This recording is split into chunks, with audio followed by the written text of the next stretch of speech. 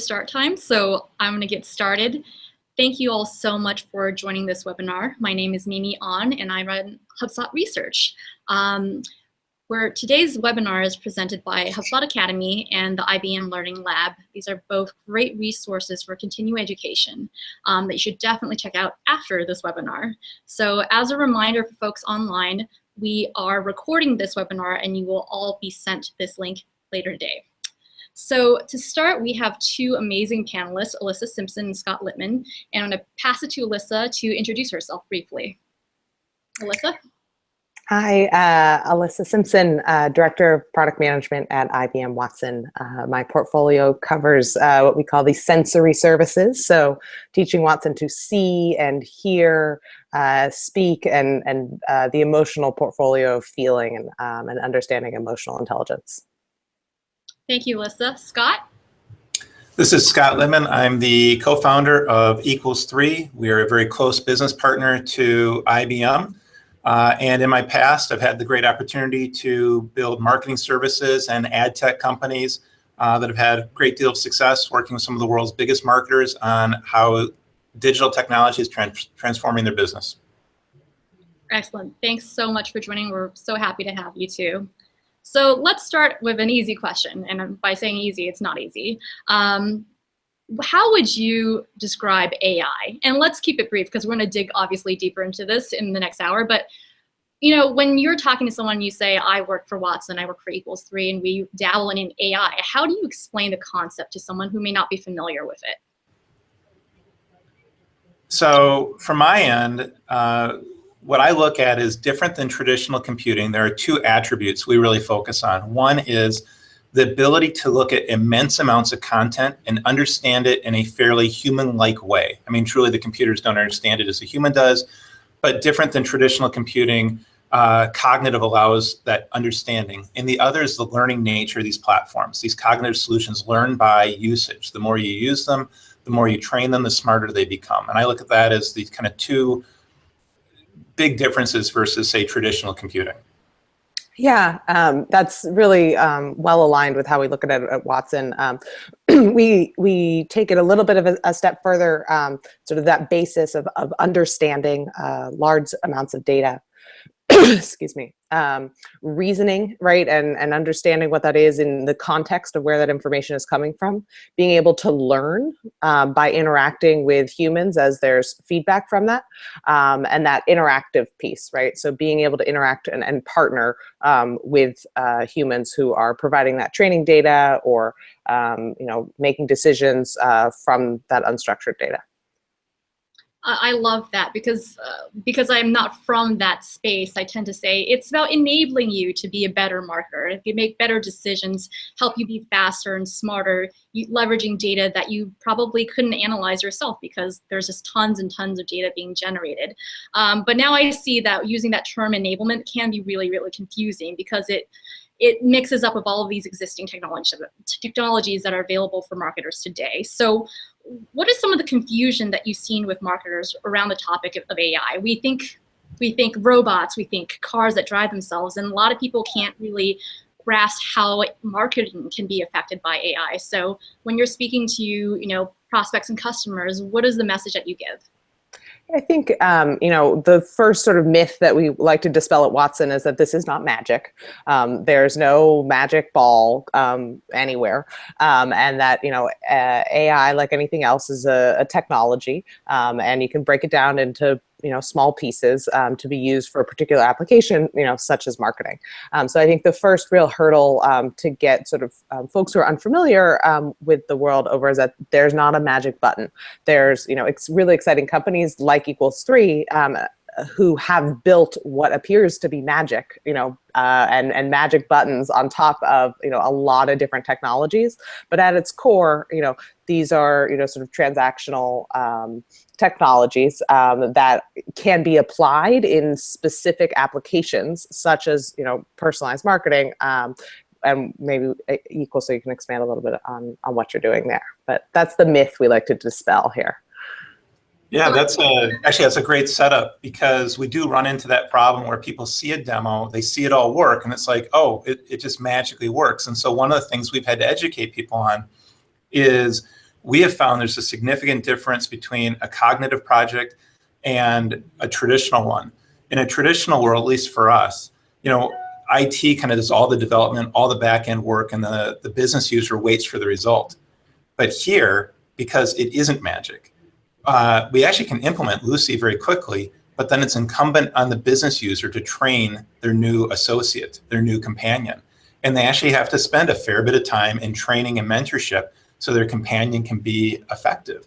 And so rather than a finished system and then waiting for IT to do more, it's actually on the business user to do the training and really do a lot of the work.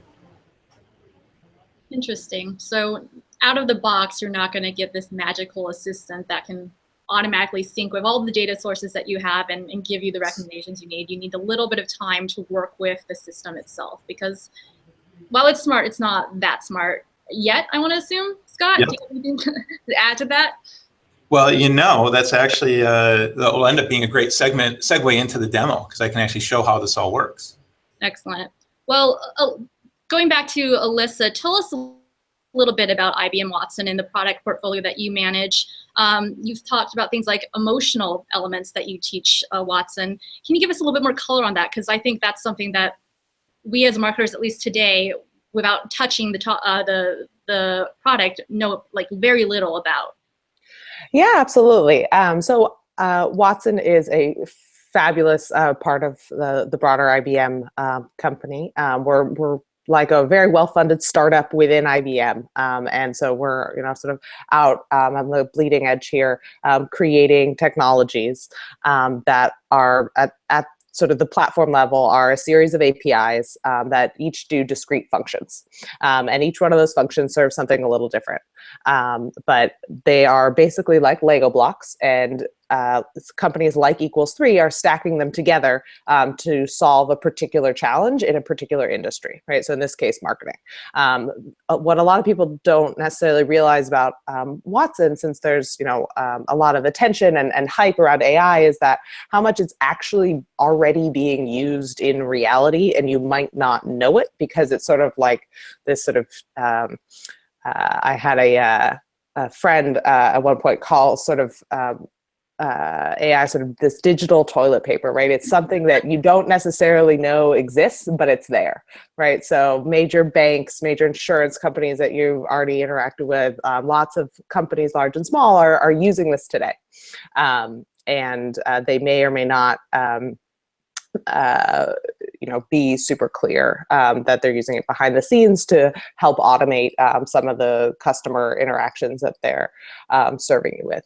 We're really big into transparency at Watson, and so we like to be really clear and open around what data is being used to train, why. So in the emotional intelligence space, as you were saying, that's a really fun and exciting area for us. We have sort of 3 different technologies in that space today. We have tone analyzer, which takes text and analyzes the tone of that conversation. So today, actually, we released a major update in that space, focusing on the customer care market. So for example, if you're interacting with a customer service agent, and you are perhaps calling a company because you're frustrated, likely, we can understand that you're frustrated and help escalate that conversation faster, or direct you to the right place, and really be attuned to what those emotions are in the customer care space, right? That might be a little different from emotions that you're expressing more generally on social media or other venues. And AI, the emotion stuff is really interesting, and because it's not language that we as humans often talk about, and reasonable humans can disagree around what emotion is contained in a particular phrase. Emotion is a very sort of multifaceted way of expressing yourself, right? You have your facial expression, you have your tone of voice, you have the actual words that you're saying themselves, you have the context in which you're coming into the situation, right? Are you on the phone? Are you on social media? What is that background that's gone on to that interaction that you're having? What do I know about you? But you may look happy today. Alyssa is pleasant, or she's not angry, but maybe I am angry and I'm not telling you. So it's a really tricky space. It's really exciting we're really proud of what we're doing there. And one I know that Equals3 is using quite a bit is personality insights, which is, taking personalities and understanding sort of intrinsic natures about people. And when we say someone has a really strong EQ, right, we mean they're good at reading people and understanding. And so how can we build suites of technologies that help understand people better and interact better, and apply those towards delightful client experiences? Yeah, that's fascinating. The minute you talked about scanning for tone, I was thinking of a certain airline that issued an apology that nobody appreciated. I wonder what Watson would have had to say if we had run that text through the system. I wonder if that would have gotten published. That's actually a pretty classic use case around understanding what people are saying, or even if you've written an email, right, and you might not be aware that it comes across as really assertive. Right. Mm-hmm. And so you can there's companies that have built little widgets that integrate with Watson and say, hey, this is an aggressive email. Do you really want to be aggressive? Here's some suggestions of how you can alter things. So there's a lot of exciting work going on. Yeah. And I know some email marketers would probably love to get their hands on that type of technology and make sure that their emails are effective and conveying the tone that they're exactly right. That matches with your brand, right, and that matches with what you're trying to communicate. Because not everyone has a good sort of third-party, independent, editor to review what they're saying and how it comes across, right? In the same way that me as a human, I'm always interested in how people are responding to what I'm saying and how I'm communicating it. And I might think that I'm being, pleasant and open and conscientious, but I may come across as abrasive and assertive and, different from how I'm interested in communicating my emotion. So fascinating. Scott, so Alyssa kind of set you up too. Tell us a little bit more about Lucy or your product. What is it? What can it do? Show us a little bit about what, you're working on today. So yeah, So Lucy's the cognitive companion to the marketing professional. She's built for the Fortune 1000 and the agencies that serve them. The problem that we set out to solve working with IBM and Watson was really the idea that marketers have so much content in so many different systems. They have the content that they own on their own databases, marketing analytics, website analytics, media data. They have third-party data like Forrester, eMarketer, Kantar, and others, and they have all the own documents, all of the PowerPoints, PDFs, and the like. And if you're okay, should I bring up Lucy? Totally. Excellent. So I'll just turn on screen sharing. Yeah, I love seeing real life applications of what AI can do, especially again in the marketing space, because even to me, I've done a lot of research into it. It's kind of just this cloudy topic where I don't really know what it is. So to see an actual example is always super valuable. So I hope that's the same case for the audience that we have here. Absolutely. So this is Lucy. She's a software as a service. She lives in IBM's Bluemix environment. And she has three major components: research, audience persona modeling, building really tight persona models along the lines of what Alyssa was just talking about, and then helping with media planning. And so what I'm going to show here is research. And you can see I've asked a question of Lucy. What is the latest information on self-driving cars? In this instance, I've got a demo that's around automotive marketing and Tesla specifically. Lucy gets trained around the data of the company that hires her. So we have to be pretty specific in that regard. So here's what she's done. When I ask the question, what is the latest information on self-driving cars? She comes up with a list of responses. These can come from databases. They can come from PowerPoints and PDFs and documents on our file systems, or it can come from third-party relationships like the eMarketers and Forresters and the like. So she's showing the list of responses, and you can see on the left her confidence score. Her confidence is based on her natural understanding of language, which comes from Watson, as well as the training that is given to her by the company that's hired her. So here I can see her responses to this question on self-driving cars. With a 94% confidence, now keep in mind this is a trained Lucy, she has found some information from eMarketer on level of interest, attitudes, and opinions about self-driving cars. So great stuff. In the bottom right where it says, was this answer relevant? I can say yes, give Lucy 4 stars. That's the training that edifies and gives her confidence. And as I go through this, I can see other examples. I see more information from eMarketer. I can see yet additional reports from eMarketer. And as I go through this, she's giving us the components of eMarketer reports that she thinks best answer the question. Just below her confidence in those eMarketer reports, she has some great data from Statista. So throughout, I can be grading these responses, saying how she did a great job that impacts her confidence. If I see something I like, I can save it to a project. So by clicking on the star here, I can pick a project and save this to it. And so that's how we end up interacting with Lucy. We ask a natural language question. She goes through all the data that's available to her, shows her confidence, and gives you her best responses. Now, another example is I want to find a SWOT analysis for Tesla. So I'm going to ask, do you have a SWOT analysis for Tesla? Now, in a world without Lucy, what would happen is I would think I'm in a marketing department. We have dozens or hundreds of people here. And I might say, I know somewhere we created this, but where? And I might post to an internal social network like a Facebook for Business or to a chatter. I might email around. I might knock on some cue balls. But the chances of my finding such a specific component as this within the thousands of documents that are in an enterprise is very, very difficult. I'm more likely to recreate it than anything else. But here I asked, do you have a SWOT analysis for Tesla? I just as easily could have said, what are the strengths for Tesla? What are the weaknesses? What are the threats? And Lucy found it. So where did she find this? And on the bottom left, I see the source. In the eMarketer and Statista reports, that source would have taken me to my subscription. In this case, the source is going to take me to the specific file. And so when I clicked on source, you can see Lucy's downloading a file.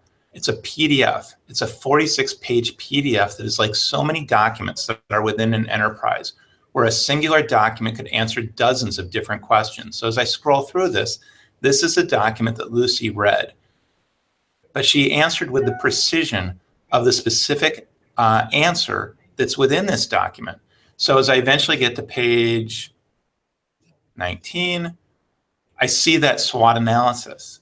And so it's not just, Lucy saying, here's a series of documents or here's a document. It's here's the component in that document. And then I can save that component for later reuse. Now, a lot of what Watson has been known for, we saw Watson and Jeopardy, was the amazing ability to look through huge amounts of content, text. And we think of that as unstructured data. So these initial examples, either my owned documents or the licensed documents from eMarketer and other sources, are examples of unstructured content. The thing is, marketers need to work with data that's structured and unstructured. They need to be able to ask questions of their marketing automation platforms like HubSpot. They need to be able to ask questions of databases like Google Analytics or Omniture or other website analytics. They need to ask questions of media data from sources like ComScore or Kantar or Nielsen. So here I'm going to ask a question, which is, how much did BMW spend by month last year? This is an example of a natural language query that's going to go against a database. Without Lucy, I would have to go into a platform like Kantar or Nielsen or ComScore to ask this question. I'd have to be trained on how to write scripts or how to do reporting. But here we bring a natural language interface to this source of data. So here we're working with Kantar data. You can see the data that we connected via API to Kantar and extracted to answer the question. And you can see the visualizations of this data that we're able to provide. So if I ask something like, who are the competitors for BMW? That's another question that can be answered from data that exists at Kantar. And here we see the competitors. If I want to ask a question like, how much did BMW spend versus, say, Jaguar versus Audi and versus like Ford and Kia and some others by month last year, you can see that she will go out to Kantar and formulate this question, come up with the response. And it's really pretty amazing how we can work with various structured sources of data all through this natural language interface. And Lucy works with this very quickly to give us what can be some fairly complex reporting. And brilliant. So there's one other thing I wanted to show you, and you brought up United Airlines. And you brought up what could we learn from checking things like tone from messaging. And so one of the things we're doing with Lucy is we are combining multiple sources, news sources and social all together in one component. So an initial example, this is brand insights. And what Lucy does is she is reading through roughly 1 million pages of content a day. And here we've looked at United Airlines over the last 10 days. So we're looking at about 10 million pages of news content coming from common news sources like Washington Post, New York Times, CNN, Reuters, and 1,000 others. And what Lucy is doing is she's saying the sentiment in articles about United Airlines is really, really negative. 74% to the negative, only 12% to the positive. There is a ton of content here that Lucy has gone through. You can see under the sources and articles, you can see the volumes of mentions. So New York Times has written about United Airlines 33 times in the last 10 days. And if I click on this, I can see which articles were considered negative or positive. We're looking at that tonality per article. And so we can easily go through the list.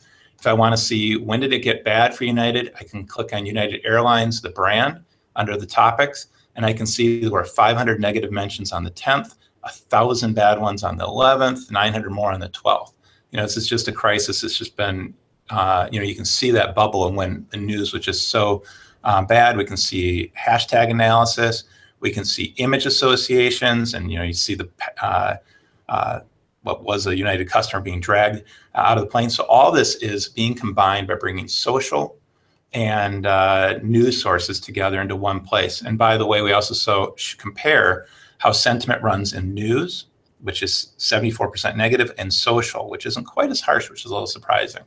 In any case, what you're seeing are the research components of Lucy, the ability to ask natural language questions against unstructured content that's licensed, like eMarketer, ask questions against your own data, like the PDFs, ask questions against databases like the Kantar database, as well as how we're able to use Watson's ability for measuring tone and sentiment to look at huge amounts of content and to do things like a brand insights.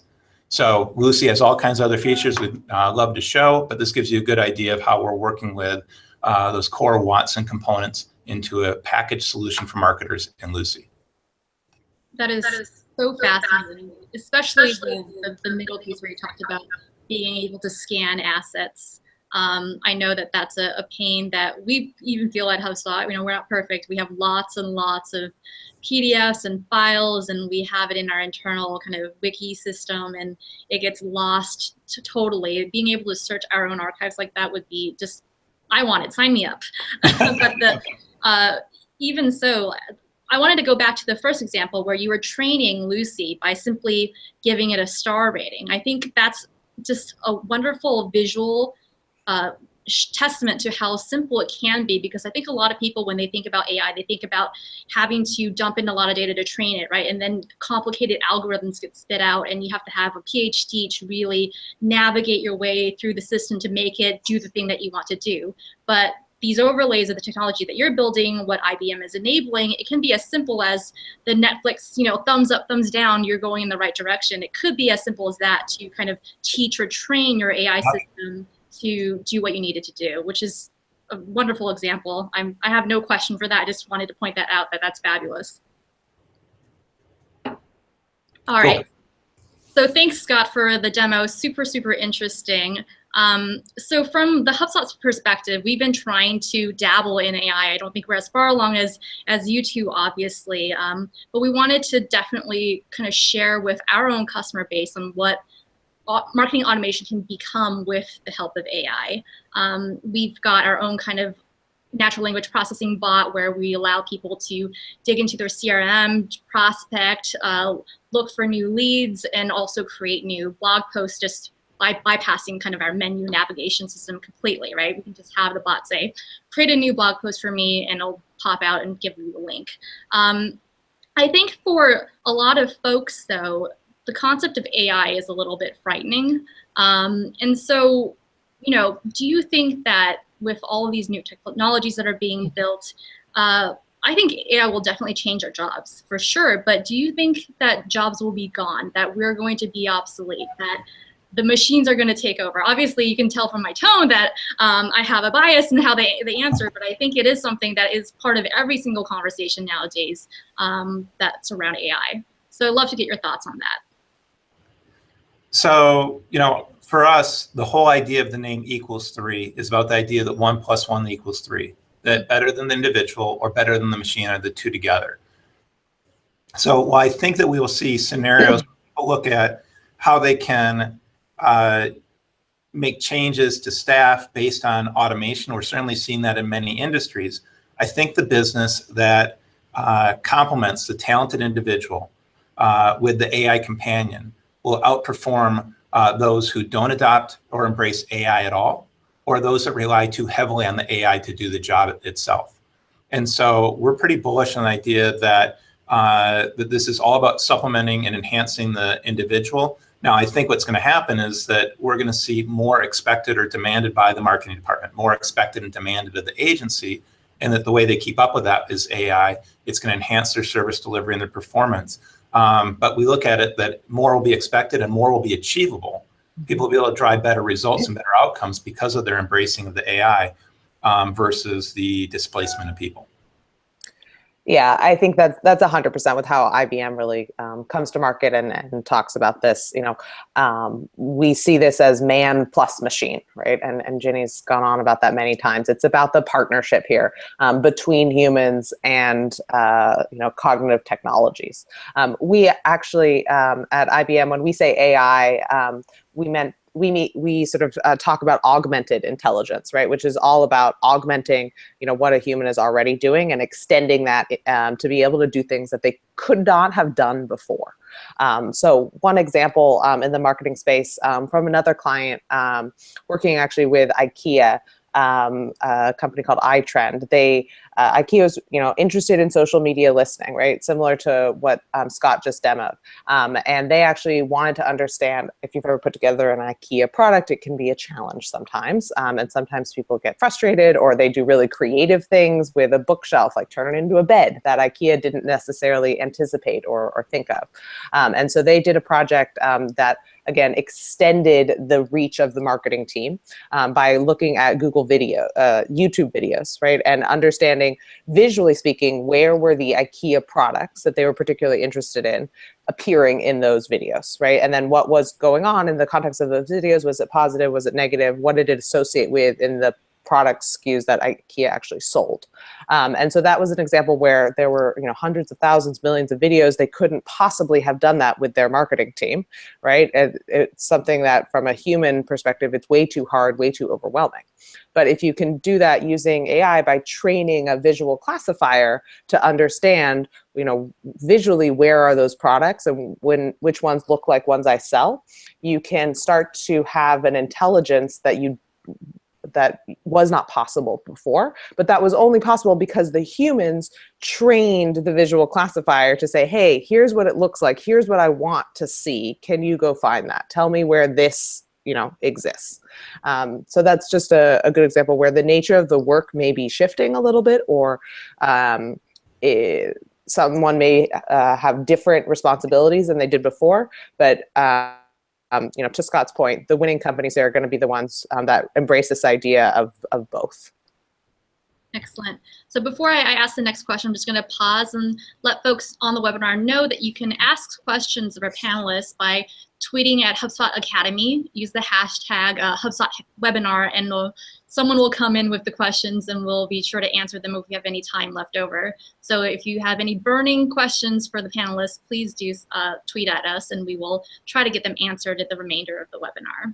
So I just have a kind of a, not a personal question, but more about why you two decided to, you started your own company, Scott, around AI. Like, what was the potential that you saw? What kind of motivated you to get started with this? What caused you to think this is it, and I'm going to dabble in it. I'm going to build it because I see X amount of potential and return in what I'm going to build. Yeah, so I've always been fascinated with the AI space, and when IBM showed up on Jeopardy, it was like, wow, and that's something I just, explored. It was super interesting. And then it was about 2 years ago, it became clear to us that the Watson platform was being made available to developers. And so I sat down with my business partners and said, what could we do if we had this? What is the problem domain where if we could apply everything IBM has invested, the billions and years they've put into developing this platform, if we had it at our disposal, what could we do with it? And we thought about all the marketing technology platforms we have stood up for customers over the years, and thought about just how much data is in so many different platforms. If we could find a way to bring the power of Watson to all that data, whether it was structured, unstructured, owned or licensed, what would we do with that? And that became the impetus. And then we started to, we worked with IBM. They were great to work with. We loved the tech. And we started to build out the MVP around Lucy and bring it to some of our trusted contacts. They were blown away. And that gave us the energy and excitement that let's go for it, make it happen. I think for me, I was really attracted to Watson and the space generally because I see the potential to change the world for the better.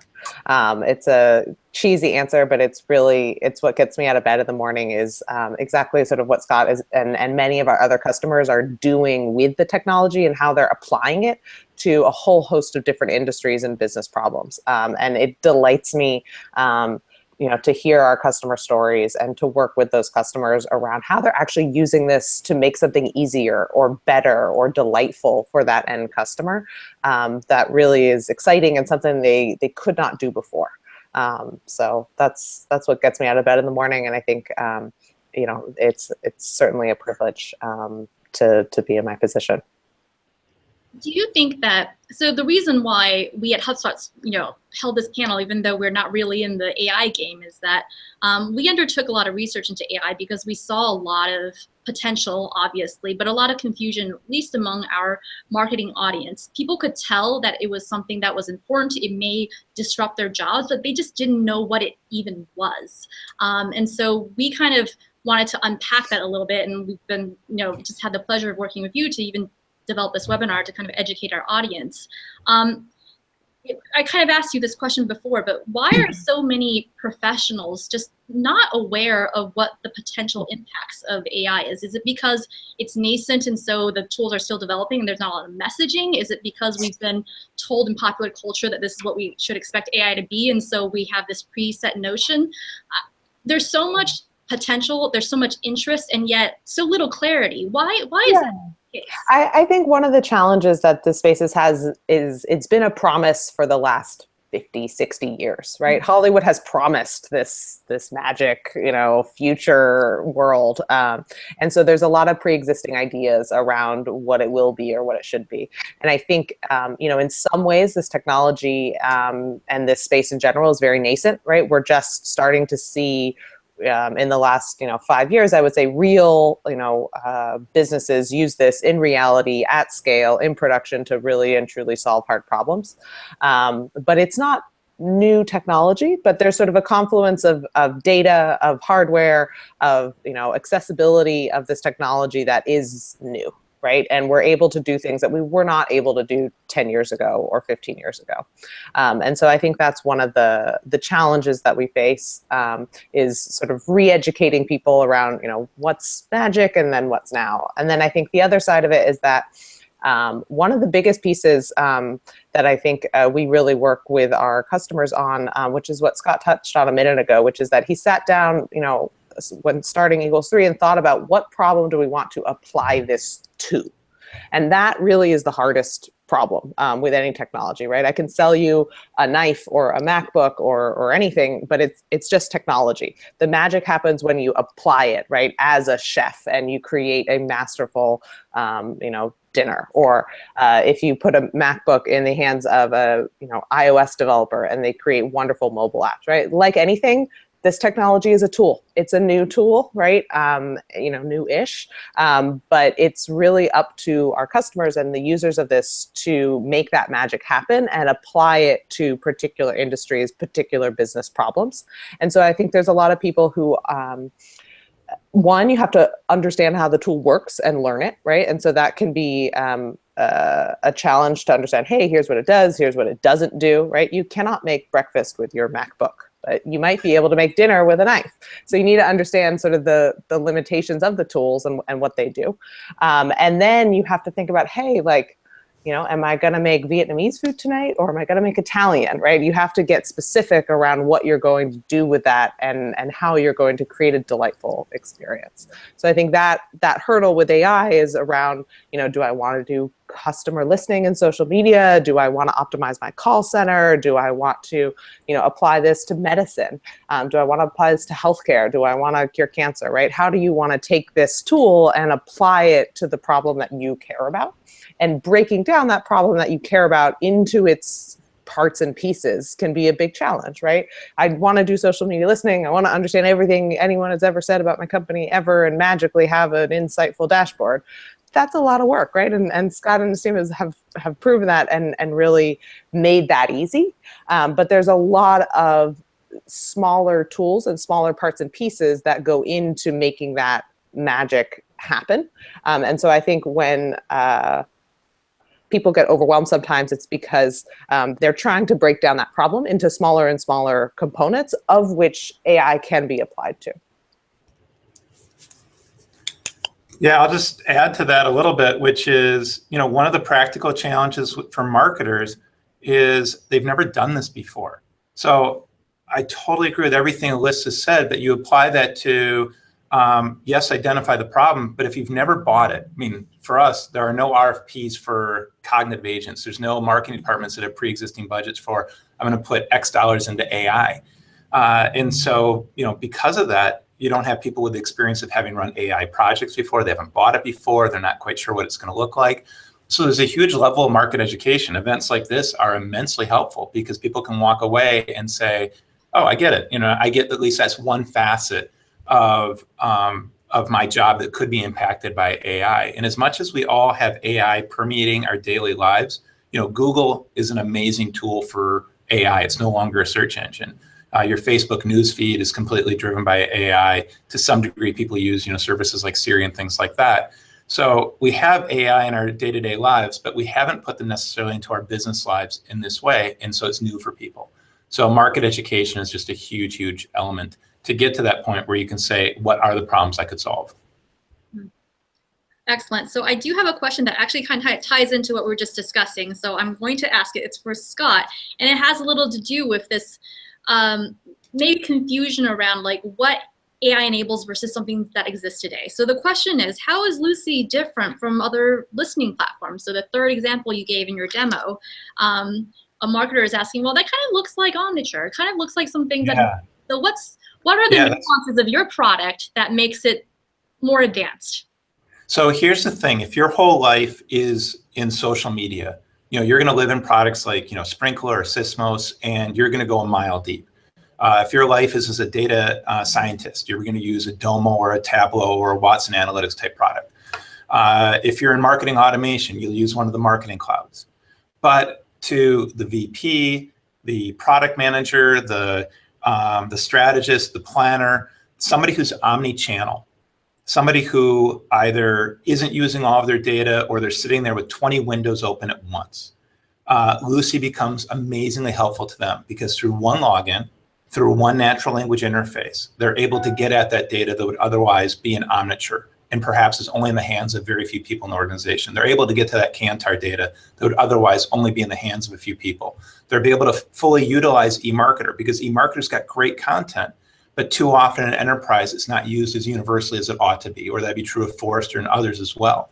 And so we're saying through one login, one natural language interface, I can query dozens of different sources and have it all come together. Now, if my life is only in one source, then the deeper tools are going to be use that tool. If I'm a Kantar operator and I know how to write a script and I know how to do the reporting, I should just live in Kantar.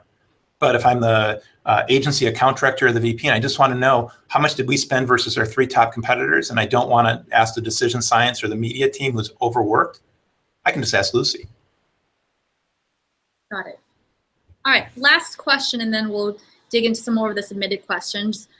So where do you see AI heading in the not so distant future? and how can we get started in using AI today? I think we dabbled a little bit in that piece, but tell us about what you're excited about, new developments that are coming. So from our end, and Alyssa's probably got a broader perspective on this being at IBM, but from our standpoint, we see that it's going to permeate everything. I get so excited when we connect to a news source and Lucy learns it and she becomes smarter and smarter. And it's amazing to see how that data gets stronger. The longer somebody has an AI companion, the better it performs for them. And so, and then the other part is for us, just product roadmap. We're constantly inventing that what's next. It's exciting to sit around with the team, listen to customers and get their feedback on what they would want to see and then make it real. Yeah, we're similar at Watson with a potentially a little bit of a broader scope. We're really excited about sort of the future of everything that we're bringing out. My teams have releases. I think we have 3 releases this week. So we're constantly iterating and releasing new stuff. And that's just my team. There's many others that I work closely with. So we're developing sort of at a lightning fast pace to keep up with market demand for different features and functionality. As I mentioned today, the customer care tone models are just available. Last week we released a visual recognition tool around making training easier, and we're coming out with some more exciting stuff in the next couple of weeks. I think more broadly though, there's a perception that this is hard and it's difficult to use and take advantage of. Some things people don't know about me is I don't have a background in computer science. I have a liberal arts degree, and I don't code on any regular basis, but I use AI. Right, and I can use these developer tools. There's a 13-year-old Tanmay who's gotten a lot of press with IBM, and he's always the first to adopt whatever we put out there, even before in some pre-release beta, right? And he's 13 years old, but this stuff is there's free versions of all of it. It's easy to use, and if it's not easy, call me. I'm not doing my job well. But the idea is that this stuff is easy for developers of any skill level to get started with. And there's certainly an expertise and a training as you get more advanced and more sophisticated with the tooling, what we want to do. But at its most basic level, these are APIs. So if you can integrate an API, or even better, some of our services have tooling on top of them. If you're a business user like me, you can log in and build a chatbot. I'm using our conversation service. So as an example, I got sick of people asking me the same question over and over and over again about visual recognition and pricing and where to find docs and everything else. And I was like, Watson can handle this. And I built a little chatbot, right? And again, I'm a business user. I don't code, right? And I was in my hotel room and an hour later, I was done and I launched it, right? And so I think that's dispelling that myth that this is hard is something that I tried to reiterate, and dispelling the myth that it's expensive, because these API costs fractions of a cent, and it's something that it's easy to get started with and scale up as you grow. I feel like this is going to be a natural question that some folks are tweeting at us. Where can they find these resources that you're talking about, Alyssa? Just go to Google, go to ibmwatson.com, get started with a Bluemix account, just like Equals3 did, a couple years ago, and start making API calls. But IBM Watson platform is hosted within Bluemix. Accounts are free. Check it out. Great. All right, so let's bring it back to marketing a little bit. I think you two are definitely really well aware of what's available on the market. So there's some questions around, all right, how can AI help me deliver the right content to the right person at the right time? What exists out there that I can leverage to do that? And if at all? Who wants to take it? Sure. Scott, do you want to go ahead? Well, I'll just say that as of the moment, Lucy's fairly unique in what she does. The ability to do both some of the research things you saw, as well as the audience persona modeling and the media planning capabilities within a packaged solution are currently unique for the most part. So, my answer to the question is, well, talk to us about Lucy. We have yet to have any significant client interactions where they're evaluating us head to head with another cognitive solution. It's really the evaluation is, are they ready for cognitive? What are their use cases? What are their sources of data? What are the expectations for how that data looks within a platform? So, our point of view in the marketplace is we certainly know there will be competitors. There has to be. But at the moment, we haven't seen a lot of that as of yet. I think certainly what Equals 3 has built is unique and unusual in the space. I think there are many agencies that we're working with that are doing components of this, right? And using different APIs for similar types of use cases around ad targeting personalization, as an example, or something that are a little bit more on the fringes of what Equals 3 does. So Ogilvy is one that has had a lot of attention and case study, and what they've done for the US Open or Wimbledon is well-documented examples of how they're delivering, with brands, right, the right messaging for the right person at the right time, right, with all of their sponsors and many different brands involved.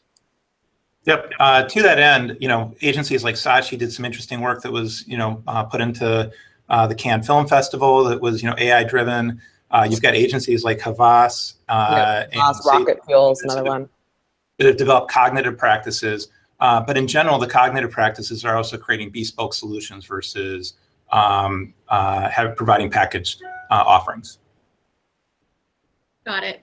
I think we were partnered with Salesforce, and they have quite a AI engine that's being built out for their marketing and their CRM platforms. Yeah. And even on the HubSpot side, we are seeing a lot of interest, and we're certainly working on allowing our own customers to examine, previous emails they've sent, content that they've written, channels that they've explored, and then eventually our goal is to package that in a way using AI and natural language processing to allow people to understand, okay, this was a successful channel where we pursued a prospect. This is a great conversion lane that we can kind of enrich and enable in the future using some of these AI capabilities. I think there's definitely a lot of marketing automation companies like HubSpot that are definitely feverishly working on it. It's still I think you mentioned Salesforce specifically, and I'd be remiss if I didn't, sort of bring up we announced recently a really large partnership with Salesforce, and many of those use cases are in the marketing automation space.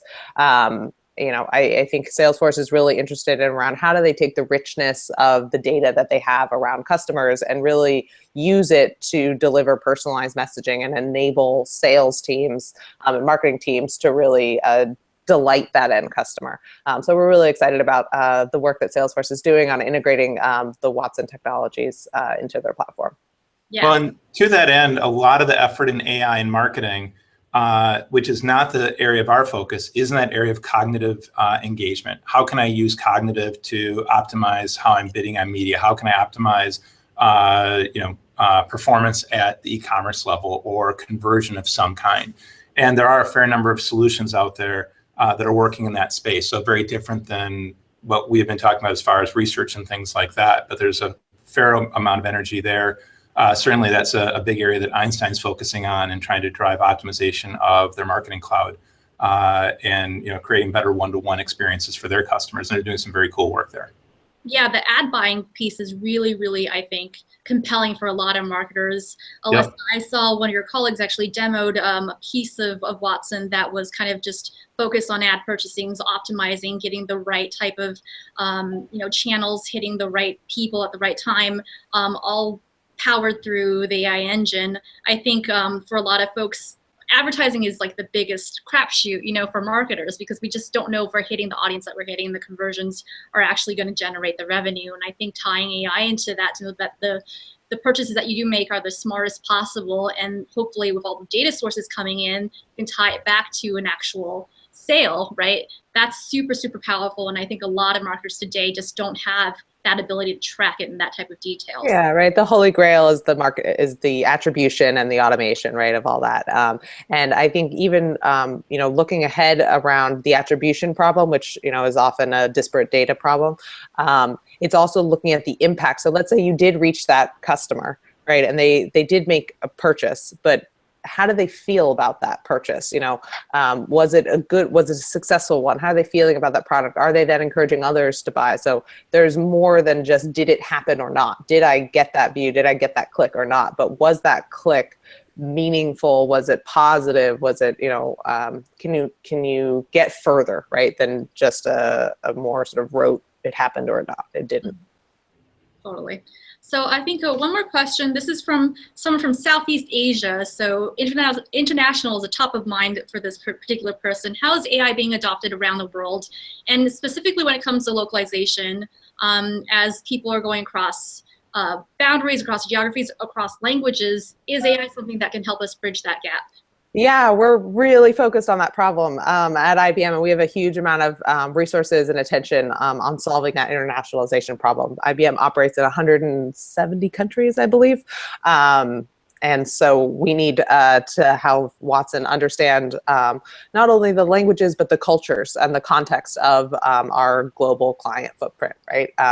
Because I'll go back to tone and emotion, right? Those cultural norms impact how do you understand and apply AI in different places.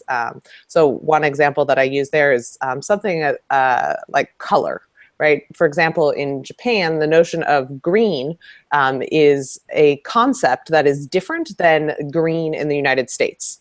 Right. So a simple tag like that around, hey, this tree is green. That concept is different, right? Because green is not a fact, right? It's this abstract creation that we have of color, right? And so when we do global expansion, how do we not just simply translate something into a different language, but how do we make sure that we are being aware of the cultures and the learnings that we can create context specific relevant AI solutions for that market. So it's a lot more than just language. Scott, any thoughts? I think it's a great question. It's something that we're mostly focused on really US. All of that said, Lucy takes in questions from dozens of different languages, although providing English language responses, and we have plenty of global customers, again, working against English data.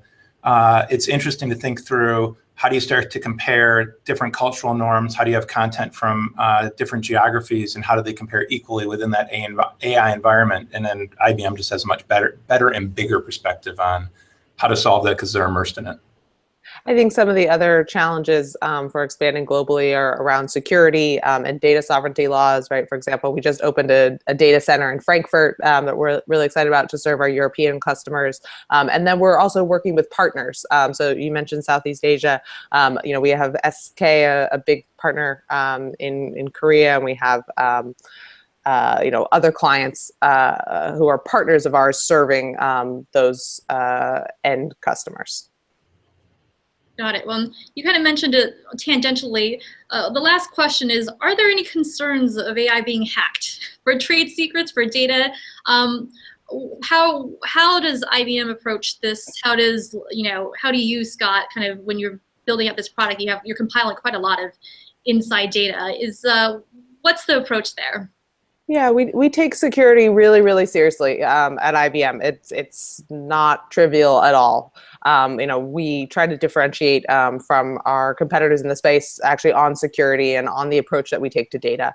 So when you're, you reserve the right as our customers, not for IBM to store or learn from your data, right? You can use Watson without us storing or using anything that you're sending to us. So that's the first sort of big way that we differentiate. And then we offer different sort of levels of separation, right? We offer our public cloud. We also offer premium and dedicated options for different security environments and what's appropriate given what type of data that you're looking to do analysis on, right? So one example would be our healthcare, IBM Watson Health, right, is a HIPAA compliant, totally separate type of environment than if you're just looking to understand, social media, someone posted this image, what is this image of, right? It's a very different types of data security requirements. Yeah, on our end, the security side, has to be supportive of the enterprise. And so we have a couple of really important tenets. For the agency customers, Lucy needs to help them stay in compliance with their MSAs to their end customers. If they've got multiple brands, they've got internal firewalls, the right users can only see the results of the content that they should have access to. And then for the data partners, those that are the providers of third-party data, we need to ensure that Lucy's helping our customers stay in compliance with their third-party data rights, so that, you know, if you've got 10 named seats to source X, those 10 people in Lucy will see those results, whereas the rest won't. And that ends up being a very important part of how we've architected Lucy. The other thing is partnering with IBM, leveraging the security they have for the data that is within their environments has been really critical, because they've got, you know, world-class infrastructure to support us in that. Excellent. All right, so now this is the real last question. Thank you everyone for joining this session. My question is, when the first self-driving car rolls out of the factory, are you guys buying one? I'll say I already have a Tesla, and I use its autonomous driving features a ton, and I love it. So it's not true self-driving, but I got a lot of miles. Without the steering wheel. I'm asking like when there's no steering wheel at all in the car. How about you, Alyssa?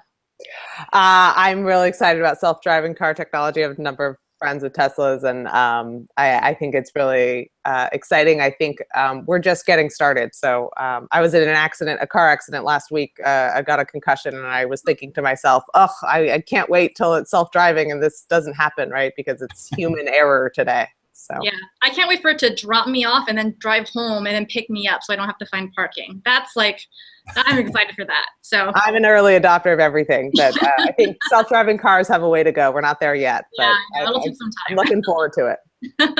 All right, folks. Well, thank you so much for your time and your insights. Alyssa, it's amazing that you are so coherent after a concussion. Oh my goodness. But thank you again. I hope for the audience that this was an insightful and interesting topic of conversation. Continue it on Twitter, and we'll see you next time. Thanks, folks. Thank you. Thank you.